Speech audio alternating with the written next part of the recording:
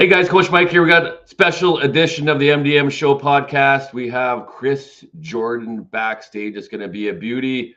Going to talk about things that I don't know too much about. Maybe you guys know a lot about this, but we don't. But Chris is going to show you certain things, and he's going to give you his story of where he was, where he is now, where he's going.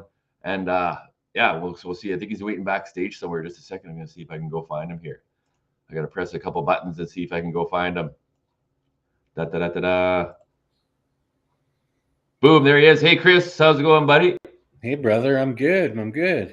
Right on, right on. So it's Thursday today. It's the 27th of March, so they tell us. And we're going to talk about Kambo and Chris's journey of how he, I don't know too much about that, but we'll let Chris talk where he was, where he is now, and where he's going. So what could you tell us a little bit about your story, Chris? Man, where do I begin? Growing up in the 80s, 90s, where things are a little bit different than they are today. Yeah. And I received a lot of what people will call as trauma back then from just growing up with parents that lacked skills to parent, which is so very common, right? Mm-hmm. I mean, we got a society filled with people that have various degrees of trauma. Fast forward to my teens, I got into alcohol. Getting into the bar scene when I was 19. Working at bars. Yeah. There was a lot of alcohol flowing, a lot of drugs available. And I began to experiment, we'll say. Going on benders on the weekends, right? I'd start Thursday night and end on Sunday morning or Monday morning, I'd say. Yeah. And that was a way of life for me. I worked, I had success in the work field here. But then things caught up to me. Made some bad decisions along the way. And yeah, I was living in Kelowna. Man, this was about 18, 19 years ago now. And a weekend of partying turned into months later of smoking crack. And things got out of control. I had a job where I was managing 9 furniture stores, and I had a staff of, there was 46 people working under me. And here I am, a crack addicted, regional manager, and it all fell apart. I mean, it was falling apart as it goes, but like the one catalyst was I had a staff meeting, and so I had all my managers in from all over BC that came, and here I am showing up high as a kite and taking as many breaks as I can during the meeting so I can go to my vehicle and smoke crack. Wow. Yeah. So social services came and took my son. My son is he's 23 years old now, but he is low functioning autistic. And social services showed up one day and took him, and myself and my wife at the time, we just kept smoking crack. We went and got a lawyer and going through all that process, just completely in denial about our role in it, right? We felt like we can get our son back, and we got a lawyer and we got court dates, and we didn't show up to the court dates, right? Yeah. So luckily enough, I had a lawyer that went on a search to find my family. And so they got a hold of my mom and my dad and told them, what was going on. And my parents sort of had an idea because I avoided them like the plague for 7 months, right? Yeah. while I was doing my thing with crack cocaine. Then so they eventually just showed up one day in Kelowna. They showed up to court. They took custody of my son, and at that point in time, I surrendered. I said, "You know what? I'm sick, and I just need some sleep." Yeah. And I went and slept. I slept for like 37 hours. I was probably awake for about 10 days at that point. And I Wow. slept for 37 hours. And in that 37 hours, my mom and my dad and my sister packed up my house. Um, and I woke up and they had everything in the U-Haul. And they took me back to Regina, which is my hometown.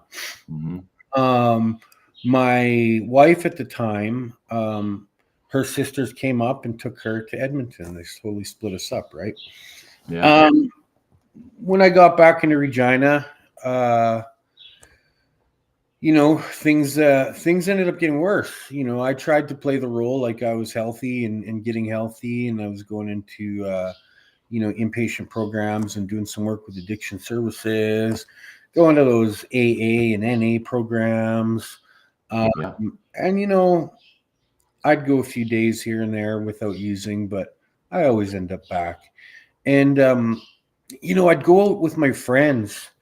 We'd go out to the bar, and I was just acting like I once was, where I could go, party for a night or two, Yeah. and get back to life.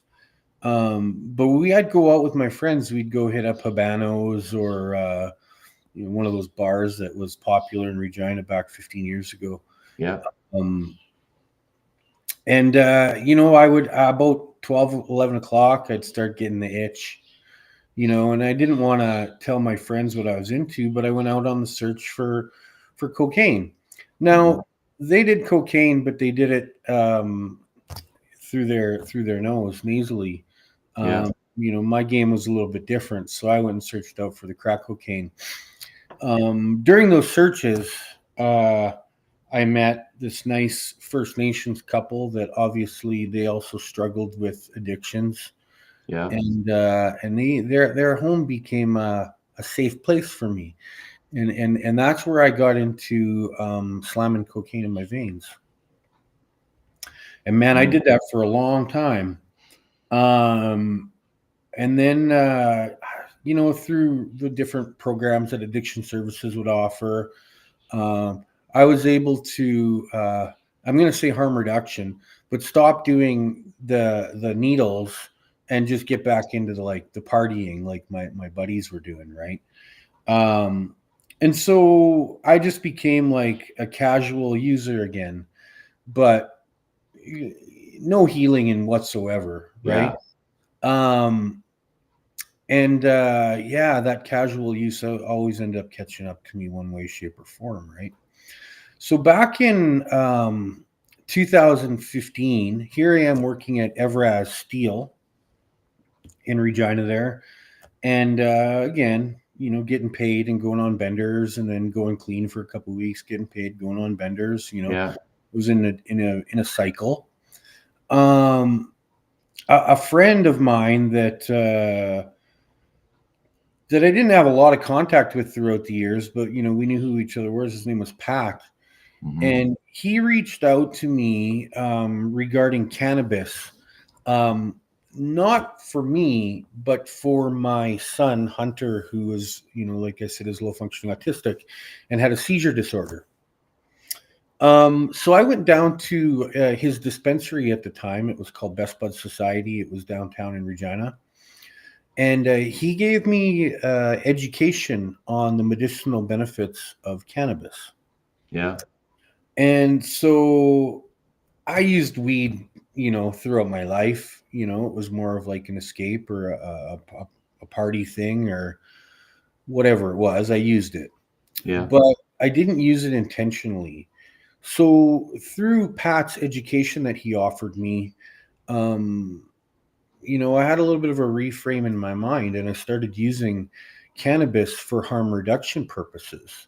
Now, at that time, I was using cocaine, I was using meth here and there. But I was also on 6 different pharmaceutical pills. Wow. Sleep, anxiety, depression, pain, you name it, I had a pill for it. And so the first order of business for me was, again, to use cannabis to get rid of the intrusive thoughts that I was having, and the cravings that I was having for cocaine. And in that process, I started eliminating my pharmaceuticals. And I just did this on my own.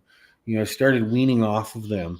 And I was using cannabis almost in like a scientific way, where I would find certain strains that would work for me for various things, like the symptoms of ADHD. Yeah. I would use a strong sativa. There's a few different kinds of cannabis. There's sativa indica, and there's a hybrid, right? Sativas are uplifting. And so every night before I went to bed, I'd roll myself a joint of Pineapple Express, or some strong sativa. And the first thing I would do is wake up in the morning and I'd smoke a joint. And in that process, I started again eliminating pharmaceuticals. So I was on 6 pharmaceuticals. That's interesting. And I was on cocaine, using other drugs in a casual way. And I was able to use cannabis to find myself relief from these things. Okay. Cannabis then became a problem. It was very helpful for me, but I was overusing it. Yeah. I left my job at Evraz and I joined the cannabis industry, and I started working at that dispensary. I took a course on consulting people that wanted to use cannabis for medical purposes. Yeah. I primarily dealt with people that were coming off of drugs or were depressed or had issues with sleep. We had you were able to, you were on these pharmaceutical drugs. You were able to like weed off all those and just use the marijuana for medicinal purposes? Is that correct? Yeah. Yeah. Wow. Just use cannabis. Now, going back when I said cannabis then became a problem, I mean, not necessarily problem, but I realized that I just replaced one for something else that was a lot less harmful. Perfect. Okay. But it also got me on the path of deeper healing. So through the cannabis industry, I started exploring other avenues of plant medicine, mushrooms, DMT, and then Kambo entered my awareness back in 2017. Pat, the guy who got me in the cannabis industry, came back from Vancouver and he said, I just did this ceremony with this frog medicine. That's what Kambo is. It's medicine that comes from a frog. Yeah. He called it poison at the time. It's people call it poison, but it actually pushes poisons out of our body. It's actually bioactive peptides. But anyways, he brought this to my awareness, and so I started doing my own research. And eventually I journeyed out to Vancouver and met this amazing woman who has been a Kambo practitioner for many, many years. And she has an incredible story with it. She was diagnosed with MS. Yeah. And she went away to the jungle in Brazil, did a bunch of Kambo, started doing some mindset work with Tony Robbins, and was eventually undiagnosed from MS, which is unheard of. Yeah. So I started going to see her often. I would drive to Vancouver. I'd sit with Kambo 3 times, and every time I did it, I just felt like I leveled up. Kambo offers us a cleanse, and the things that we're cleansing are things like trauma, things like trapped emotions, things, bad bacteria and other toxins, right? So yeah, I was working with her quite often, and a couple years in, I felt called to work with it on a deeper level, in ways where I can facilitate ceremonies for other people. That was a calling, and I didn't answer that call because I still had a lot of work to do on myself. There was still lots of space to create internally, for me to be able to work with the medicine in an authentic way. So still working away with Kambo, and yeah, eventually I answered the call, and I went to Mexico, to Tulum, and started working with another Kambo practitioner. His name was Omar. Mm-hmm. He actually owns an ayahuasca retreat center in the jungle, and he learned the craft from the Matse tribe. The Matse tribe are the people that, legend says, founded Kambo 3,000 years ago. So he worked with the medicine in traditional ways. There's two ways to work with it. There's a traditional way, and then there's this Western way where people have, what people do in our culture. They take traditions and ceremonies and various things that for other countries, and then they go and put their own like twist and spin on it. Right? Yeah. So for me, that wasn't for me. I really had a strong calling to learn about traditions, and learn from the people that founded this medicine, the true keepers of the medicine, right? So yeah, and then I came back. This is probably 2019, 2020. But anyways, I came back, and about a year later, I went to advance my training. I went to the Amazon jungle in Peru. Wow. And did some work there, and drinking ayahuasca and learning more about Kambo. I participated in a Matse initiation ceremony. Yeah, that's basically in a nutshell how I got here. And so now, along with my partner Sarah, we work with people. We facilitate Kambo ceremonies, and we do what I like to call total health vitality coaching with people. Yeah. My partner Sarah is she's been a fitness trainer coach for the last 20 years. And she's also a Kambo practitioner, and we met just by chance. So yeah, that's what we do. That's what I do, and I do it alongside her. And yeah, we've helped quite a few people. We'll say move forward in their healing journey. Yeah. So that's like amazing that you went through all that stuff, and during all that time, all these things just kept getting presented to you. Or were you actively searching out like ways to be healed, and then these things came upon your path, and you just kept kind of answering the call and then avoiding the call and answering the call? Because that's like, there's a lot of people from what I see are going through these addictions that you've gone through, and you've come out on the other side successful from it. So yeah, if you can shed a little bit of light on that, of where you actively, because it'd be very, very difficult to like, and now you're good, and there's a lot of people that are in tough times right now, and you can give some hope to them because you did it, and then you got through all that. So were you actively seeking that out? And if you were actively seeking that out, what was like mentally and emotionally and spiritually and physically going through? Because it's got to be somewhat painful too. Well, here's the thing: is I wasn't actively seeking out. I was unconsciously healing myself. Yeah. In ways, I going backwards. This is like cannabis became an addiction too. However, I learned a lot with it.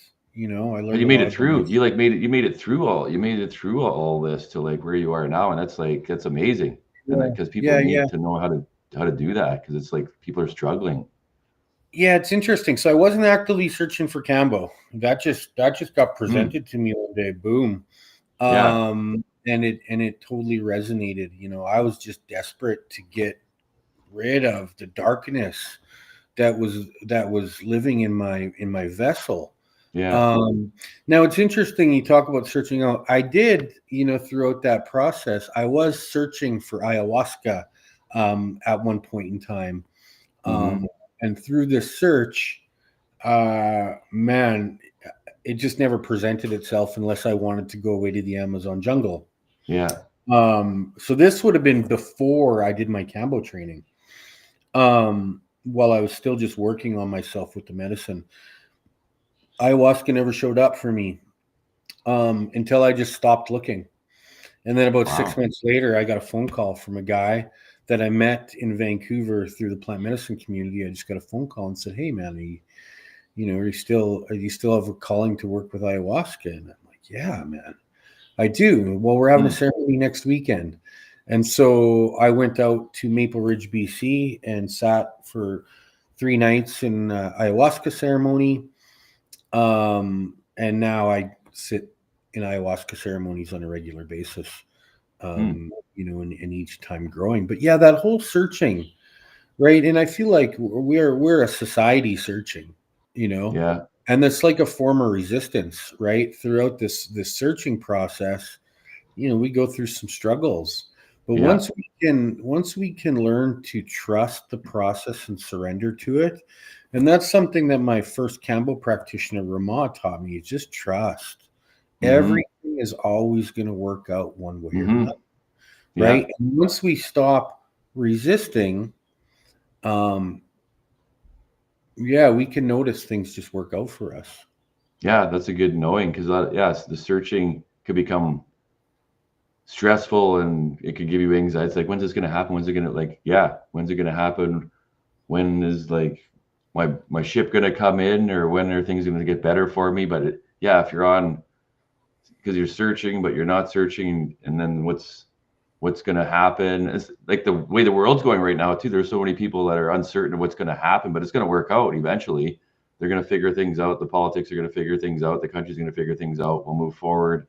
But there could be some growing pains within that too. And as individuals ourselves, we learn more about ourselves when we go through struggles. If we can make it through the struggles, some people can't make it through the struggles. So if we can help them in any possible way, to know that there's people out that are willing to help and get people through the struggles, because people aren't alone in their struggles or situations too. People sometimes think they're alone and there's nobody there experiencing the same thing that they're going through, because they feel like totally alone. But a lot of people are going through different struggles throughout their whole entire life. Yeah. You know, one thing I've learned is, you know, like I said earlier, everything works out one way or another, right? Yeah. And I also learned that we have very little control, if any at all. Yeah. You know? And so the trying to control things is a form of resistance, right? Yeah. Resistance equals suffering in itself. Right? But we're so programmed to resist. We're so programmed to try to force and control everything. Right? But once we can just let go, once we're able just to let go, then things just start unfolding. Yeah, that's just, I guess that's the scary part for people, letting go and surrendering to like you said, the process. Because it's like, if I can't control the process, I don't know how it's gonna go, or it's like it won't go the way I want it to go. But yeah, it will unfold if you trust the process, and it will. You know, the one thing that comes up for me when we talk about that is like relationships, right? People are always on the search for their next relationship, you know, and they're going on the Tinders and the Bumbles and Facebook. I've been there myself, you know. And once we stop searching, somehow, some way, a relationship will find us. Not just our relationship, but the right relationship. Yeah. You know?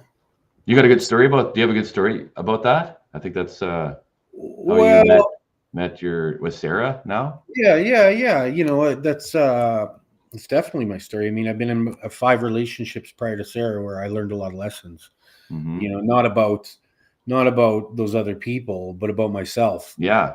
While I was in those relationships, or after I exited those relationships, I wanted to blame and point fingers and claim that I was innocent and so on. There was a lot of lessons that I just wasn't able to see, right?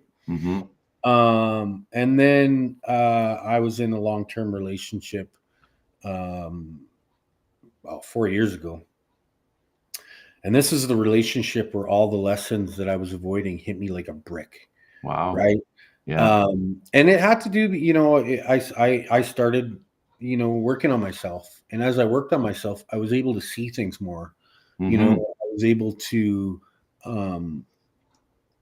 access the parts of myself that were toxic. And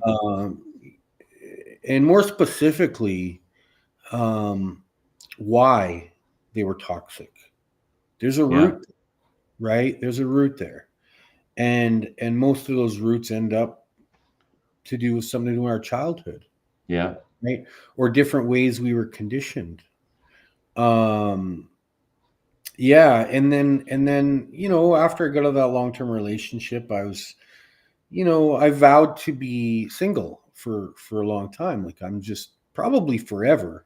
Yeah. You know, I was prepared, right? Now that doesn't mean I didn't have my moments where I'm like, you know, lonely and like, you know, second guessing that decision and, you know, hopping on to Tinder for 2 days and deleting it and, you know, all those things, right?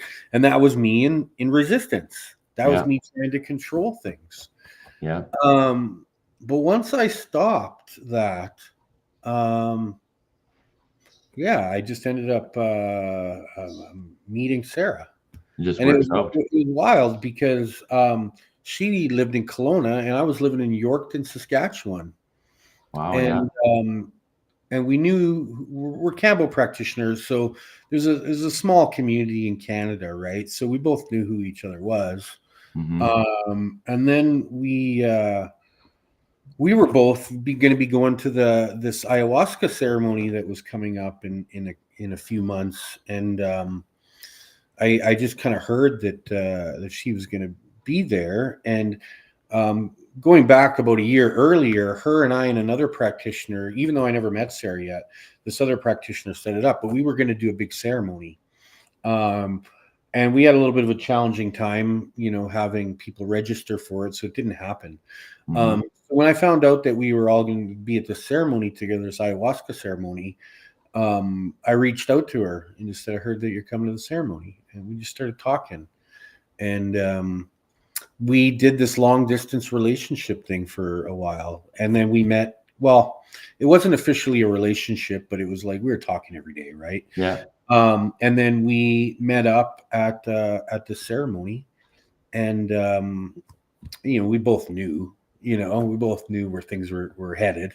And yeah, and then so we still continued to do the long distance relationship for a while, and then finally, you know, I was kind of stuck a little bit in Yorkton, right? Like here I am. I'm a Kambo practitioner, so I'm doing this a few weekends a month. And I'm also working a job. And this job that I was working at was at a toxic waste disposal site. Ironic. Right. So yeah. So here I am. On one foot in this world of assisting people healing, and here I am healing in and this cleansing. other world, fucking filling myself with toxins, working in this toxic, shitty environment with angry people, and it just wasn't a place for me. But there was a lot of good lessons in it for me. Yeah. But I mean, I was constantly cleansing myself. You know, I was lucky I had a sauna in my house. You know, every day after work, I'd sit in that sauna for an hour. Then I'm lucky to have Kambo at my disposal, so it's constantly cleansing out toxins, so I then can show up in ceremonies and help people from an authentic place. I'm not here some, toxic waste disposal Kambo practitioner, right? As like as I was in two worlds.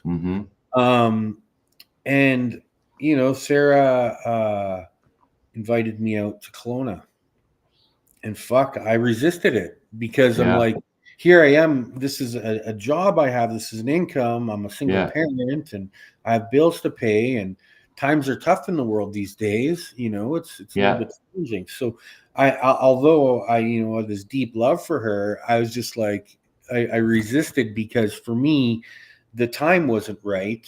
Yeah. But eventually, man, I just quit.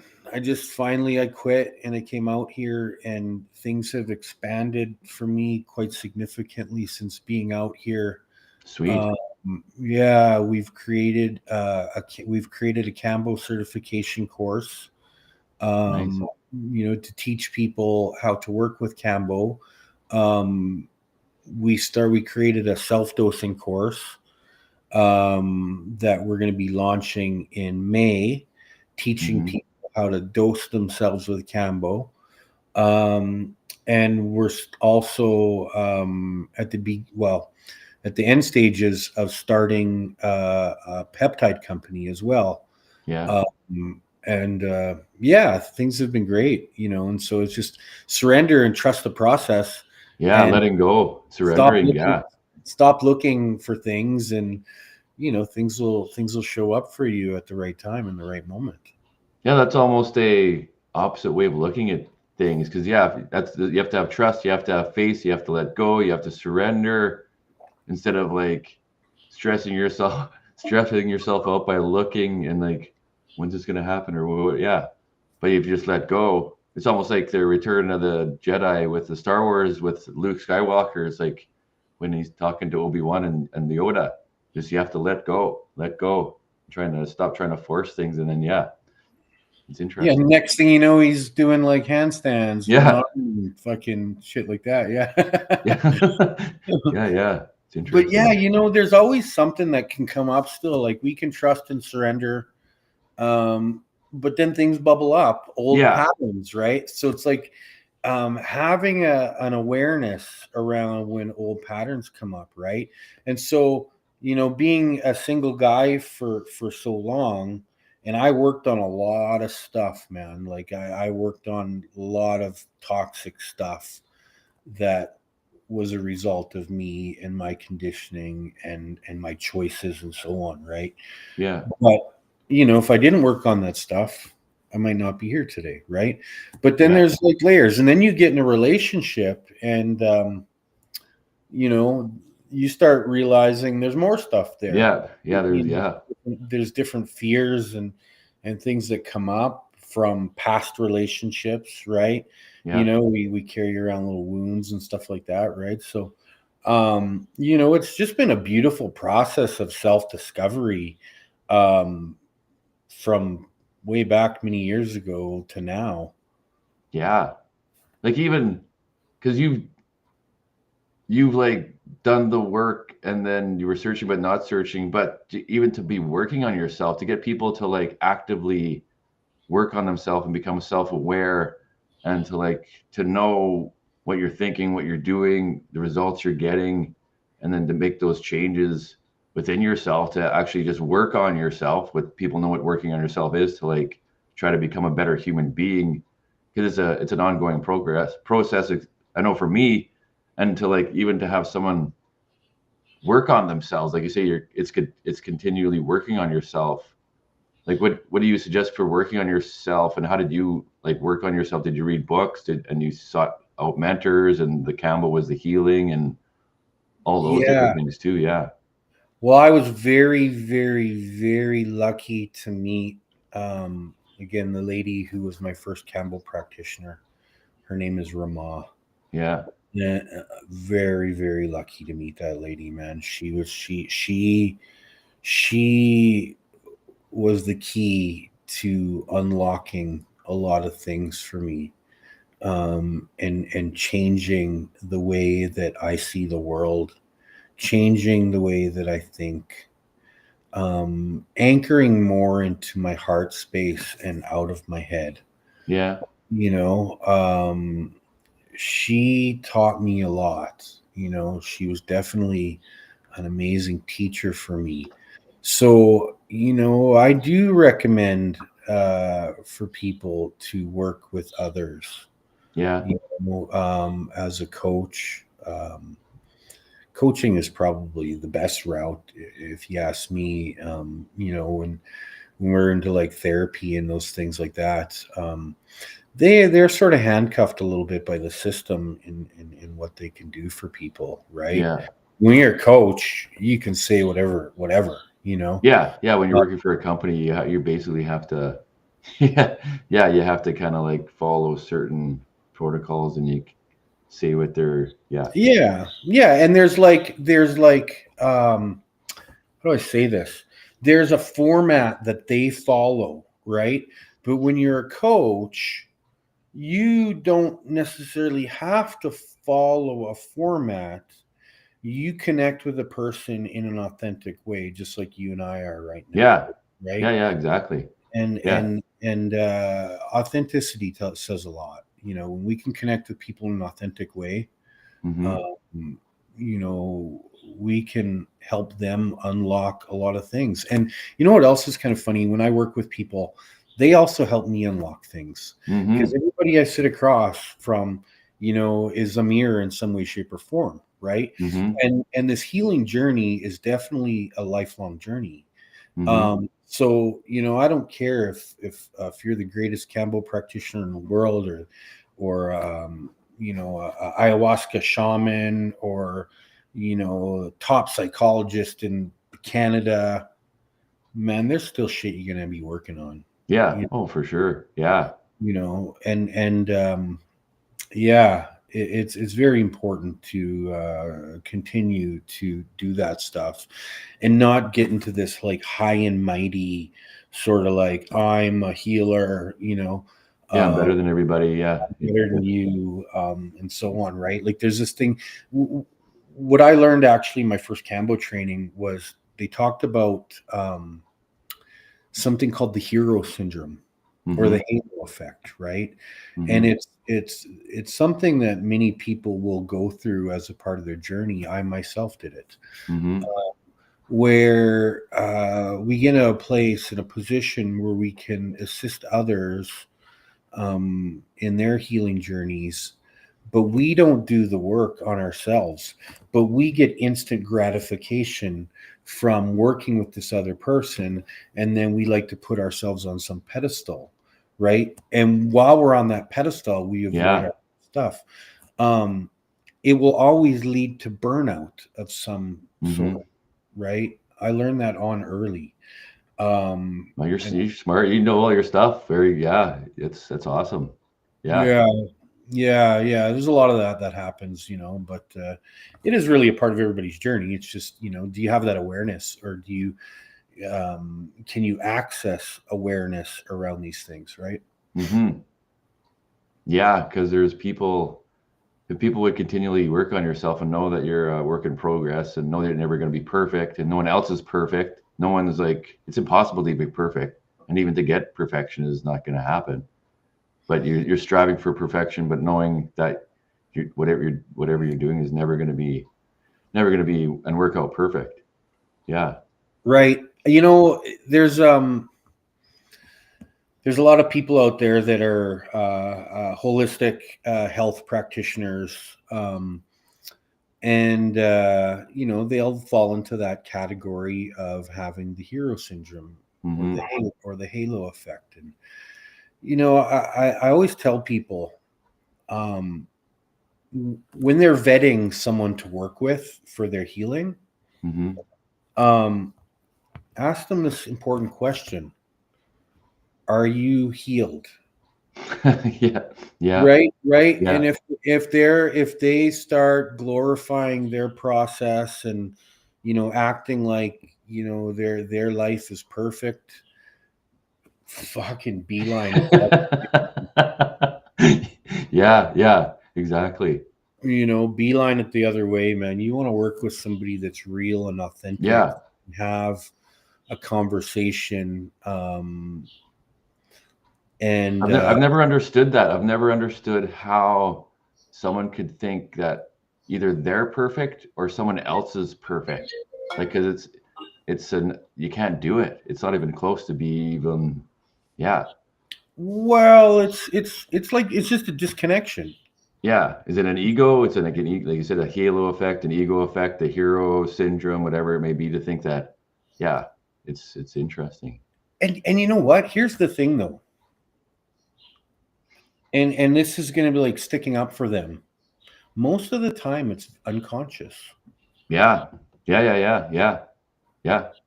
Good point. It's unconscious behavior. So it's really Yeah. no knock on them. Yeah. It's just one of those things. But like, people are walking around on like autopilot unconsciously, still sleeping in a lot of ways, right? Yeah. And there's this just strong desire for people to just be somebody. Yeah. If I can be somebody, and then there's like online, right? It's a whole nother ball game, right? It's a whole nother ball game.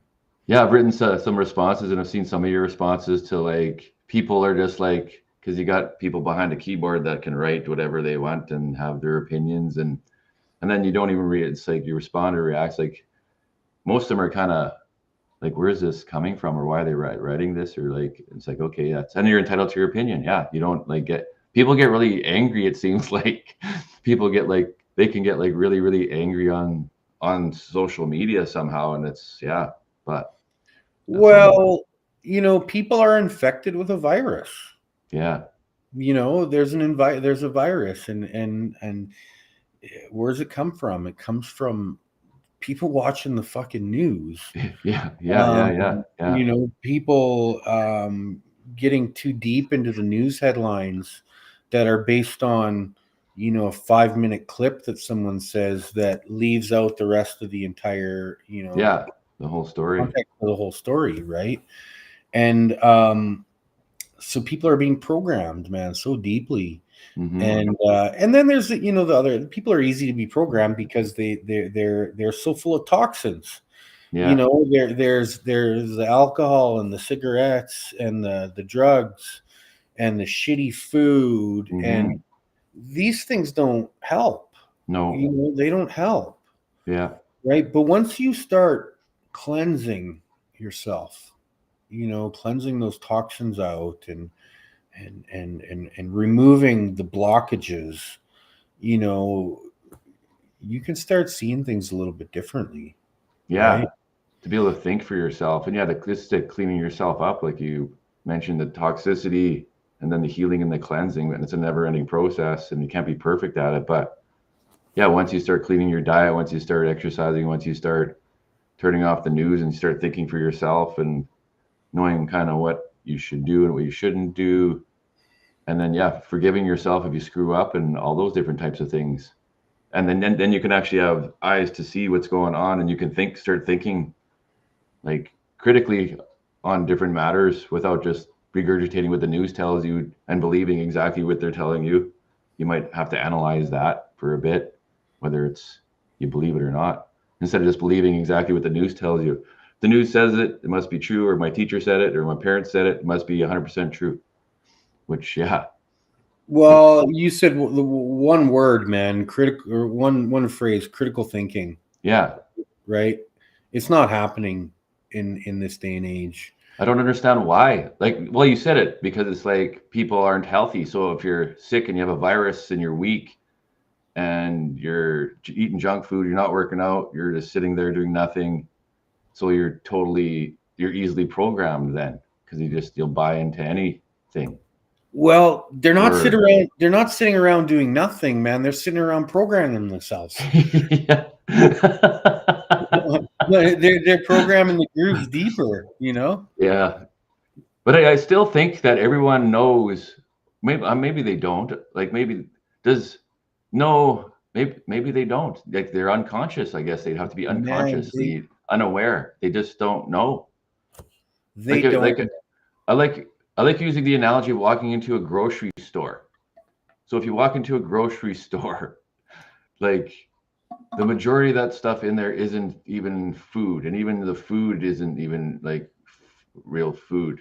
Like, so I don't know the exact percentage. It might be 95% of the whole entire grocery store is not food. It's not good. Like, it's not good for you. And that's everywhere. Like and then if you drive down the street, you got all these shops, and most of them are not like, not the majority of the stuff isn't really good for you for whatever reason that may be.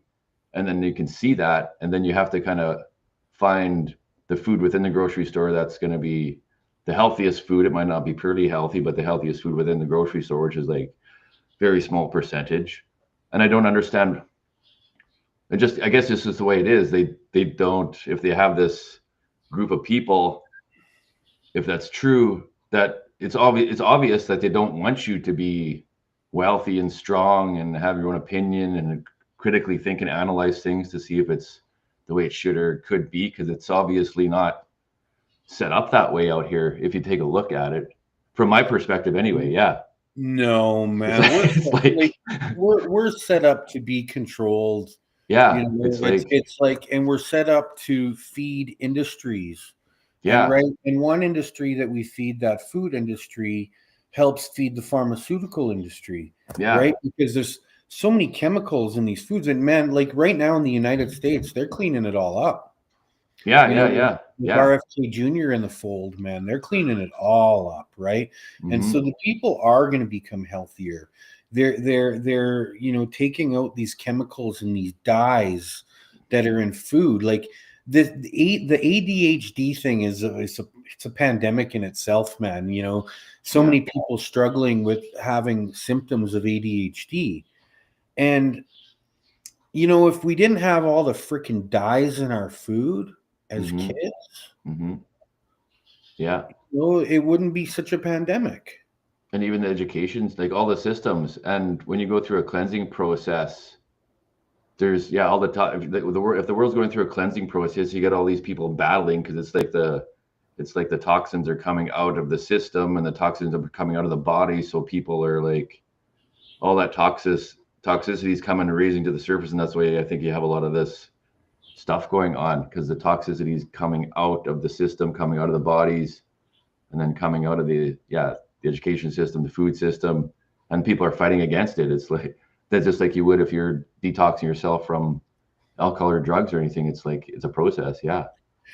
It's wild, man. What really gets me is that, like, you get guys like RFK Jr. that wants to help make people healthy. He wants to take a look at the foods. He wants to take a look at different ingredients that are in the vaccines that haven't been tested that are supposedly causing other illnesses, which I fully believe it. It's just I have a son that's low functioning autistic, and it happened immediately after a vaccine. He started going down, right?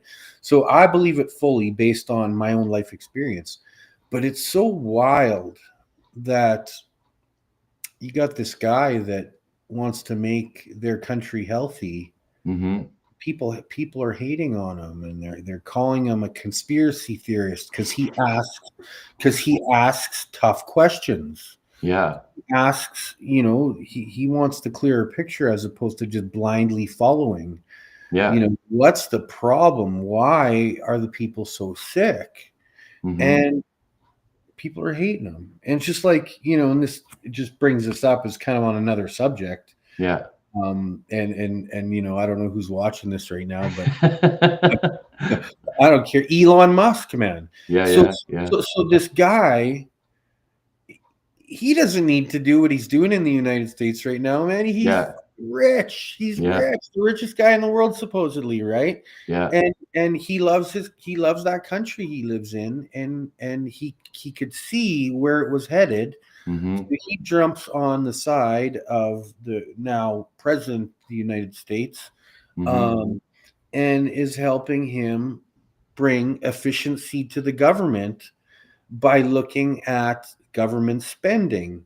Yeah. And they're uncovering hundreds of billions of dollars of fraud, waste, and abuse, and people are hating him and vandalizing shit, It's and because, here's the funny part is it's like, I guess we're just going to assume that it's like Democratic followers that are doing this, right? Yeah. Well, whatever happened to climate change and all that shit? These actions, right? Spray painting Tesla dealerships and spray painting their cars. And so all of a sudden, because somebody told them that this guy's a bad guy, they don't care about climate change anymore. They don't give a shit, right? It's wild, man. It's wild. Like, you can't make this shit up, No. But yeah, it's crazy. But anyways, yeah, back to the toxins in the food. We're seeing a good shift happening, at least in our neighbor's yard there in the United States, and I hope something similar could happen in Canada. Yeah, we need strong leadership in Canada for sure.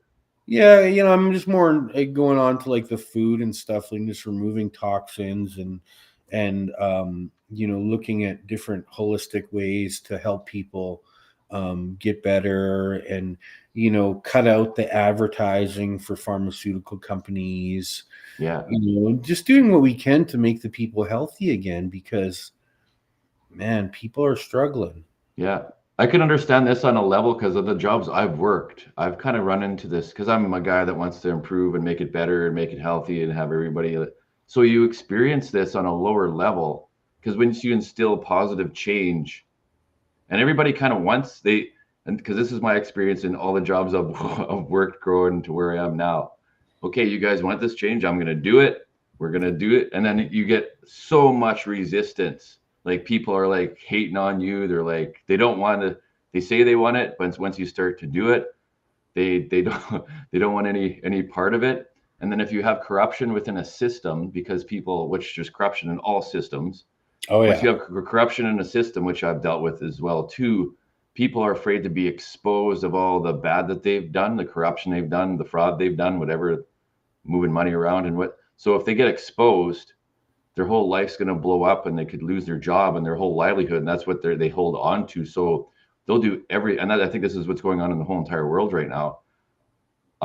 They'll do anything they possibly can to continue to hide it, or to keep that same system so they don't get exposed of what they've done to contribute to the delinquency of the system. And they'll whatever they don't want other people in there, because so many people are corrupt, and they've kind of covered for each other for so many years. And I think this is what's happened. So if you get someone in there, it's like, okay, we're gonna clean house here. Everyone gets totally scared and fearful, and then they'll do whatever it takes to kind of stop it. And it's ridiculous. It's definitely makes no sense. It's definitely unfortunate. It's sad that the corruption's there in the first place. Yeah. People are self-serving, and many people are just out for themselves and their own best interest, and they're not looking at the bigger picture. Yeah. But yeah, it's definitely, they want to keep that system in place, or they want to attack the person that's uncovering it. Yeah, that's exactly what's happening right now. Right. So it's it's going to get worse before it's going to get better, but it will get better. Yeah. Yeah. Because slowly but surely people are waking up, Yeah. And it's definitely a challenging time for sure. The most important thing, and again, you spoke earlier about how belligerent people get, Yeah. The most important thing is to not get belligerent back with them. Yeah. You just show them love. It's like, thank you. I appreciate your opinion. Just show them love and have an understanding with where they're at in this world, and realize that they don't see the world in the same way you do, and this is okay. Yeah. It's okay. Yeah. Will they ever? Maybe. Who knows? Yeah, they may not. Has nothing to do with us. Has nothing to do with us at all. But we just have to. Those of us that can see things a certain way, it's just important to speak about it. not be consumed with it though, because even if you can see things a certain way, and I've been near myself where, I'd gone through 3 or 4 days where I'm just fully consumed with it, Yeah. and it's like a mission. Someone flips on a switch, and it's happened my son's birthday, right? Yeah. uh, he was injured by a vaccine, Mm-hmm. and on his birthday, man, for 3 days, man, I went on this tear about vaccines. Yeah. And this goes back to just there's a wound there still, Yeah. that I need to take a look at when Yeah. right. But yeah, it just goes back to having compassion for people and understanding where they're at, and Yep. not going down to their level, right? Yep. Reactions and belligerent, ways, abusive language. It tells the story in itself, Mm-hmm. right? It tells the story in itself, right? Wow. Um, Yeah. there's You're something, a wise man. yeah, yeah. Well, there's something in there. Just think Well, you about it, get it. right? Yeah, you get it. You get it. Just think about it, right? Like when I go back into my journey throughout the years, right? Yeah. I'm not the same guy I am right now, and I used to be very reactive. Yeah. So, like, when I think about some of those reactions, I reacted, say, because someone would say something about me. We'll go in a relationship. We were talking about relationships earlier, Yeah. right? And my partner would point something out about me, and I'd react, man, because Yeah. I'd go into this mode being a victim. Yeah. Ultimately, and it was unconscious, but they were right. Yeah. Yeah. And I just wasn't ready to see it. Remember that movie? It was like Jack Nicholson. The truth. You can't handle the truth, Oh yeah, right? that's a few good men. Yeah. Yeah. Yeah. Yeah, Yeah. yeah, Yeah. yeah. You can't handle the truth. It's the truth. Yeah. It's the Yeah. truth. And when we can't handle the truth, we're gonna react. Yeah. Yeah. And yeah, it is what it is, man. It's just like, let's be compassionate to those people that can't handle the truth, and not react, or not getting belligerent in any way, or name calling, or things like that, right? Mm-hmm. Yeah. It takes practice because you leave that little whatever they say or whatever they write, you just leave some space as opposed to like answering right away, leave the space, okay. And then you can let it sit for an hour, a couple hours a day, or you don't even have to respond to it at all. It's react or respond, and it's like, what is this? What do you even have to respond to this, or don't respond at all, or say thank you, or yeah, Well, and right. yeah, Don't give it too much energy, yeah, and then it's like people go into those places of being a victim because someone swore at yeah, them or called them a racist is a common one. I get, I yeah. commented on a guy's post about Elon Musk, man, and all of a sudden I'm called a racist. I'm Well, that's like, the yeah, am I going to give it back? Am I going to give it back to him like that? No, I'm not. But yeah. You don't even have to defend yourself because it's like, yeah, just one comment. It's like you don't have to say, well, I'm not because of this, and this. It's like, yeah, yeah, okay. I'm sorry you feel the way you do, man.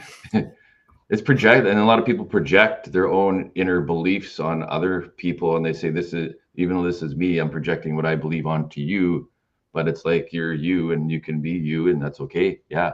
And they We're all project mirrors that. for others. We're all mirrors for one another too, right? And it's Yeah. like it's wild. Like when you've done a lot of healing in your journey, man, you become an easy target for people to Yeah. fucking lash out, because you're not They're going to trying to lash get out. you. Yeah, You're they're not trying going to to lash get out you. back, right?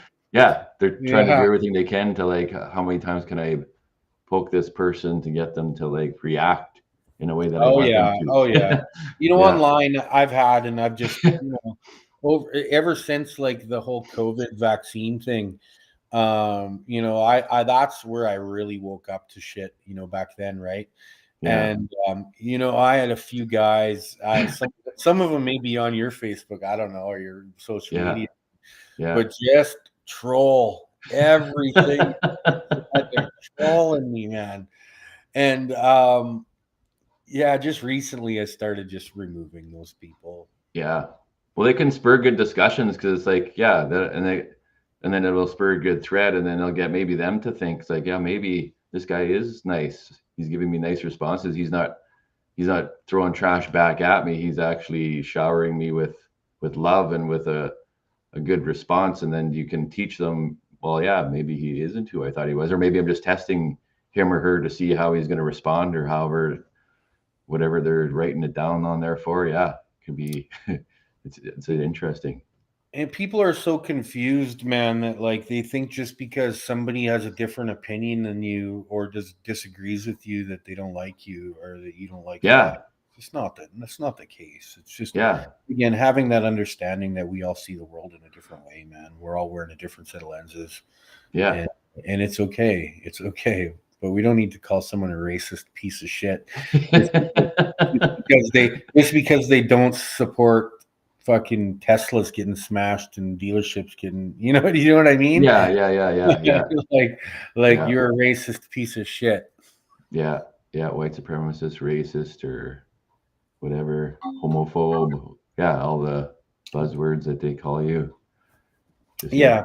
But again, it is what it is, and it's just one of those things that we have to navigate through. And like you said, sending people love, and the more love we can send people, there's a vibration there, right? So just encouraging everybody to not get defensive and not get belligerent in our exchanges with people, and just have a deeper understanding and show compassion and love. You can state whatever your case is in debate in a kind way. Yeah, definitely. Yeah, because that's what'll stop us from not being a total robotic society and everyone has the same answer. Everyone sees out of the same eyes. Everyone has the same answer. Everyone looks the same. And I think this is what. And then you're like just everyone's the exact same robot. That's like. Yeah. Yeah, that's where I think if some like those globalist politicians would Yeah, I don't even understand why that's even. But yeah, if you can control, if you flip if I wanted to control the whole entire world, if I wanted to control the world, what would I do?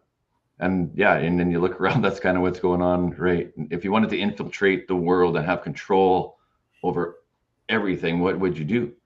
And you then divide the people. You divide the people. You create movements like, people don't realize that. And again, this is not no knock on trans people or anything like that. People, I just honor whatever choice people want to make for their life. But the movements, right? Like the LGBTQ, whatever. Yeah. That stuff. And like the Black Lives Matter, and like those are movements created by a guy named George Soros. That's kind of up there at the top of the food chain, right? Yeah. And it's there to help divide people. It's divide people. Like imagine if we wanted to create a movement like White Lives Matter, Yeah. Well, yeah. What? What's it going to do? It's going to create more division. Yeah, because it's like, okay, and then you have to go to each, and then you break it down to each, because this is how it would have to be. You have to break it down to like, okay, is it just white, and then what age category of white, and then what ancestry of white, and then same with the natives or like the Asian or whatever, and then it's like, okay, and then it gets people to think, well, okay, is it black? What type of black, and maybe how tall they are, how old they are, what tribe they came from. Or if you're going to break it down, what about those people? Or is it just like all of them en masse? And then what if we just went down to like instead of dividing, what if just as human beings all matter? Then that lumps us all together. And then although we look different, but if all human beings matter, which everybody would be included as a human being, then that would then you wouldn't have to divide them all into groups and categories. Right, but that wouldn't work in like the chaos and control, right? Yeah. Because we'd all be one. And Yeah. if we were all together as one, um, we're less likely to be controlled by these people at the top, right? The people above the government, Yeah. you But know, they'll the people. say they want us all as one because they're going to use the premise. This is what's going to happen. They're going to use the premises. We're looking out for your safety. We're looking after your health. Just like just like they did during COVID. They said, okay, we're looking after your health and safety. And people believe this. We're looking for your health and safety, but we're doing everything that's the opposite of health and safety. We're telling you to do everything that's the opposite of health and safety, but we're looking after your health and safety. So that's what's gonna happen. That's how they do it. And that's the Trust, programming. trust the Yeah. science. Trust the science. Yeah. Yeah. So how, I mean, if people they know, but if you're being told this and it's like not like, if you know it's healthy and you know it's not healthy, but they're telling you to do this in the name of health, and the whole world bought it. Like, I don't understand that concept, but that's program as that's fear programming. That's like, okay, if you don't do this, we're gonna come and get you, basically. Yeah. Well, the fear that they were using then was that you're going to die, and your Yeah. loved ones are going to die. And um, yeah, Yeah.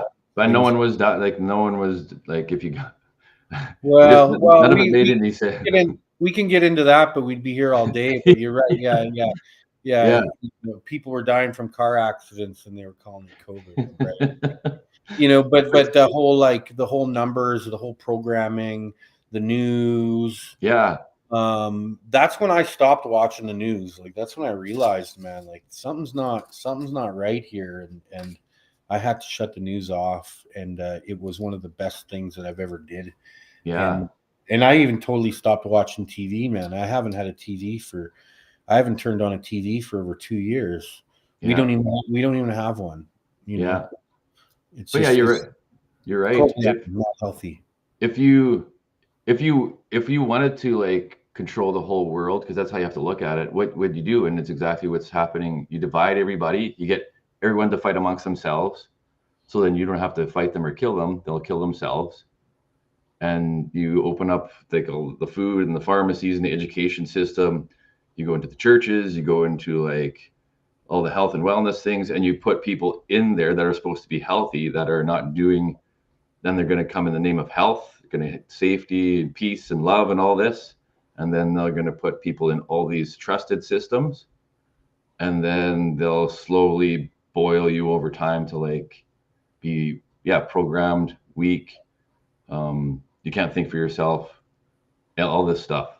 That's how you would do it. You would pretend to be because you can't go in there and say, I'm the bad person. You can't go in there and say, I'm like the bad person and I'm going to destroy all it, because it just won't work. You have to pretend to be what the people think is what they're supposed to be. Oh yeah, well exactly. Like, we have the people that, again, I don't want to use the term bad people, but people that truly don't have our best interest at heart, and they have their own underlying Yeah. agendas. Yeah. And Yeah. man, Yeah. they come across, especially on TV, man, they come across as the nicest, most caring Yeah. people in the world, right? Yeah. There's a show there, right? And then you got some guys like the president of the United States just comes out and bees himself, and everybody Yeah. hates him, right? Yeah. Yeah. Yeah. Yeah. Yeah. Yeah. Yeah, It's interesting. And then yeah, you it's a don't really, crazy world. yeah. And then you don't really know what the guys at the top, if everyone's a puppet, or are there people, everyone can't be a puppet, but they're still got to be doing. Yeah, I think most are, like, any of these politicians that are tied to like the World Economic Forum. I mean, they're puppets. Yeah. The guy that we got right now, he's definitely Yeah. Oh yeah. in that category. Cardi. It's like, yeah, it's gonna be interesting to see what's gonna happen to Canada here with this election and whatnot. Man, it's scary. It's scary. Mm-hmm. But we'll see how it goes. I mean, like, let's be honest, we don't even have a good one to pick from. Yeah. Like There never usually is. Yeah. No, I don't think we've ever had any really strong guys like, strong politicians here in Canada. I believe that the lady in Alberta is probably the best one suited to lead our country. Right, Danielle Smith. Yeah. Danielle Smith. I mean, she's the only one that's doing anything about anything. She's just not blindly following the pack. She's standing up and saying, like Alberta's got a lot of resources, man. That's a powerful province. Yeah. And if she goes along with the agenda that the Liberals are putting out, Alberta will be nothing. Yeah, because they've tried to destroy all of that. And so good for her for fighting for her province and doing what's right and going against the grain. Yeah, and people are complaining about that because they just don't understand what needs to be done or who needs. Yeah, I don't know, man. After this election, though, I just want everybody to know that I have this amazing medicine called Kambo.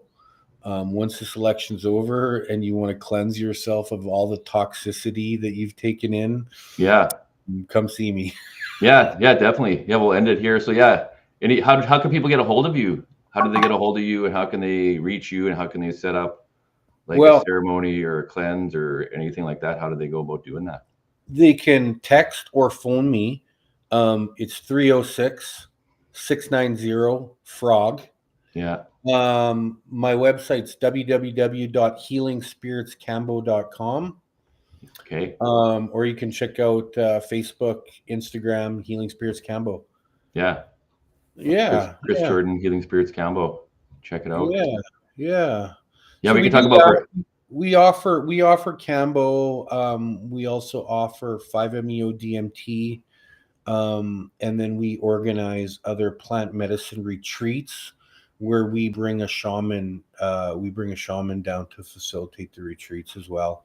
And then again, health and wellness coaching.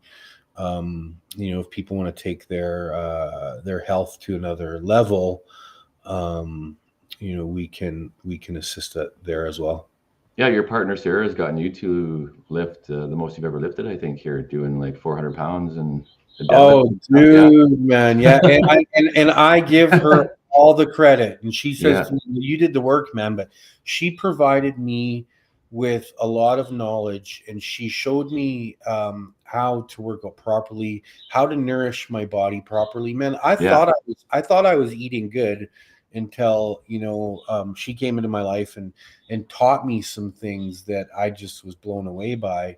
So she's definitely done that for me and so many other people out here in the Okanagan Valley. And she's also, she facilitates Kambo ceremonies with me and brings a wealth of knowledge there as well for people for whatever they're going through. So yeah, man. But yeah, the weightlifting though, I haven't lifted weights like I am now since I was in my 20s. Yeah.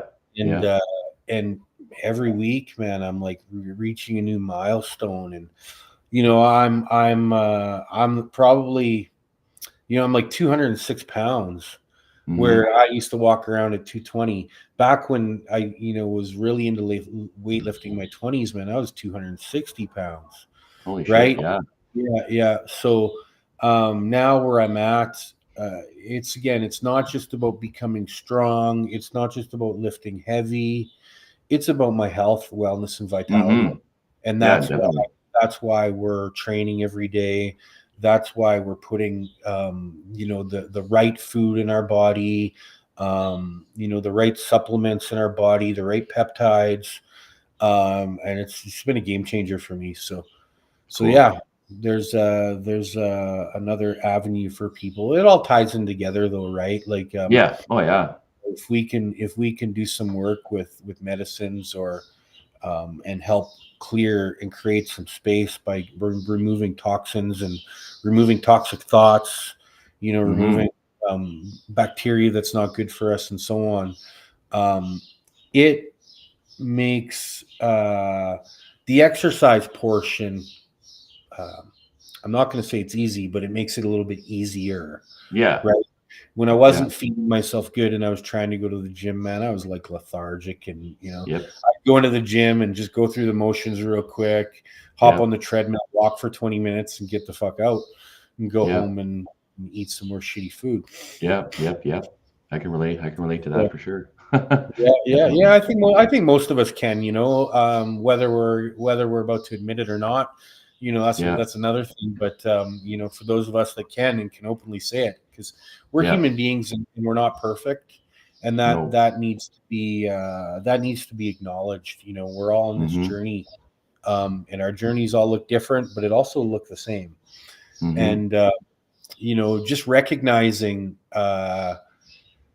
where we haven't done things in the most beneficial way or in the most skillful way.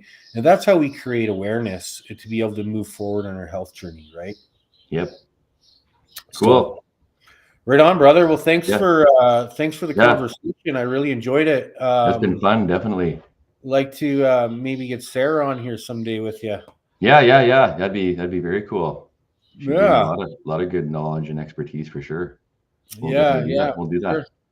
Okay, brother. Thanks for coming on. I appreciate that. It's good talking to you, Chris. Okay, brother. We'll talk to you soon. Yeah. Have a good